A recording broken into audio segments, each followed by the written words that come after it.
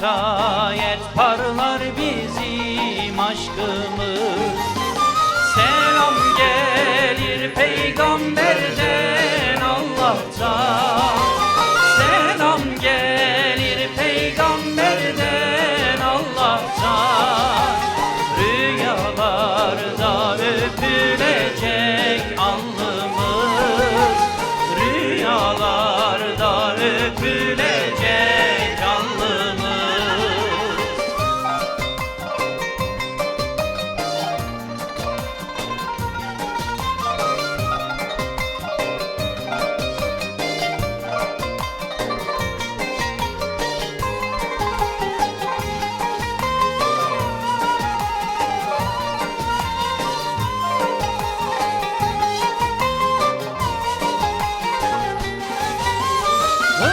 Hırpalandı bedenimiz, zihnimiz, zindanlarda yankılanır şarkımız.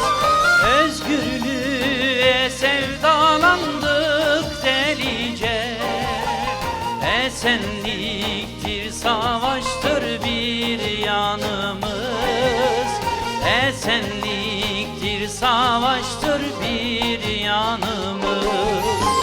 Selam gelir peygamberden Allah'tan, selam gelir peygamberden Allah'tan. Rüyalarda öpülecek alnımız, rüyalarda öpülecek alnımız.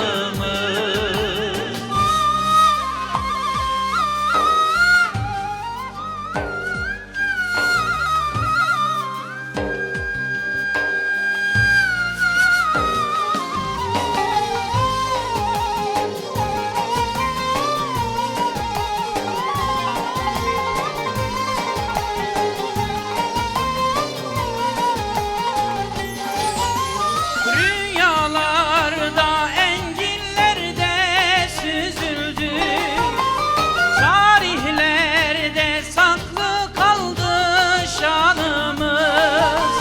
Sürgünlerde direnişte kuşandık, zindan oldu sarayımız, hanımız. Zindan oldu sarayımız, hanımız.